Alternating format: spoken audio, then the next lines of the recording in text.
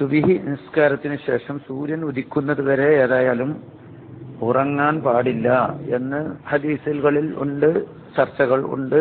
അത് വലിയ ശൂന്യമാണ്, ദാരിദ്ര്യമാണ്, ഹംകത്തരമാണ്, ബുദ്ധി കുറവാണ്, വലിയ പ്രയാസങ്ങളും മാനസിക ശാരീരിക സാമ്പത്തിക പ്രയാസങ്ങൾ ധാരാളം വരുന്നതാണ്. അതുകൊണ്ട് പ്രത്യേകിച്ച് റമദാനൊക്കെ വരുമ്പോൾ നമ്മൾ എന്താവണം, പലപ്പോഴും രാത്രിയൊക്കെ ഉറക്കൊഴിച്ചാവുമ്പോൾ സുബഹിക്ക് ചൊഡ്ഡേനെ മറിഞ്ഞ് വീണ് കിടക്കുന്നത് കാണാം. അത് അള്ളാഹു നമ്മളെ കാക്കട്ടെ, അങ്ങനെ ശ്രദ്ധിക്കണം. വലിയ ദാരിദ്ര്യം ഉണ്ടാക്കി കളയും, നമുക്കൊരു സമാധാനം കിട്ടൂല, ഒരു വലിയ കെണിവലി പെട്ടതുപോലെ ഇങ്ങനെ തോന്നും. അങ്ങനെ നമ്മളെ വീട്ടിൽ നമ്മളെ മക്കളെ ഉറക്കരുത്. നബി സല്ലല്ലാഹു അലൈഹി വസല്ലം തങ്ങൾ ഫാത്തിമ ബീവി അങ്ങനെ ഉറങ്ങരുത്.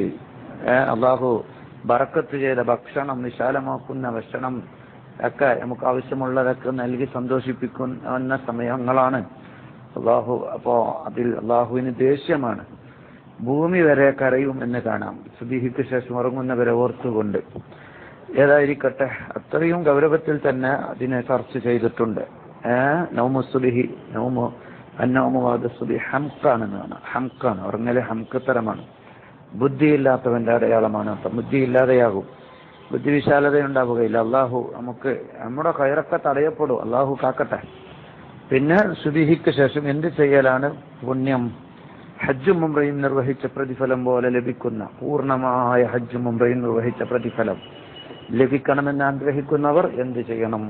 സുബഹി നിസ്കരിച്ച് ഖിബ്ലക്ക് മുന്നിട്ട് അങ്ങനെ തന്നെ ഇരിക്കുകയും പിന്നീട് അവൻ സൂര്യൻ ഉദിച്ച് ഒരു കുന്തത്തിന്റെ കതിർ ഉയര എന്ന് പറഞ്ഞാൽ 20 മിനിറ്റ് സൂര്യൻ ഉദയം കഴിഞ്ഞിട്ട് 20 മിനിറ്റ് വരെ കാത്തുനിന്ന് അവിടെ തന്നെ ഇരുന്ന് അതിനുശേഷം 2 റക്അത്ത് അവ്വാബി നിസ്കാരം അല്ലെങ്കിൽ എന്താണ് ളുഹാ നിസ്കാരം, അല്ലെങ്കിൽ ഇശ്റാഖ് നിസ്കാരം, അവ്വാബിയനല്ല ഇശ്റാഖ് നിസ്കാരം അല്ലെങ്കിൽ ളുഹാ നിസ്കാരം നിസ്കരിക്കുക.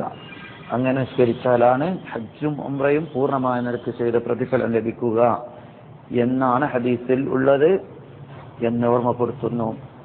അള്ളാഹു ചോദിക്കുന്നവർക്കൊക്കെ ബർക്കത്ത് നൽകട്ടെ. വോയിസുകൾ മറ്റുള്ളവരിലേക്ക് ഷെയർ ചെയ്യുന്നവർക്കും അള്ളാഹു ബർക്കത്ത് നൽകട്ടെ. അത് കേട്ടനുസരിച്ച് പ്രവർത്തിക്കാൻ അള്ളാഹു ഭാഗ്യം നൽകട്ടെ. അള്ളാഹു നമ്മെ തൗഫീഖും ഖൈറിന്റെയും അമലിന്റെയും കേട്ടത് നബിതങ്ങളിൽ നിന്നും പഠിച്ച അറിവുകൾ പ്രാവർത്തികമാക്കാൻ നാഫിയായ ഇൽമാക്കി അള്ളാഹു മാറ്റട്ടെ. മറ്റുള്ളവർക്കൊക്കെ വിജ്ഞാനം എത്തിച്ചു കൊടുക്കുക. അള്ളാഹു എത്തിച്ചു കൊടുക്കുന്നവർക്ക് ബർക്കത്ത് നൽകട്ടെ.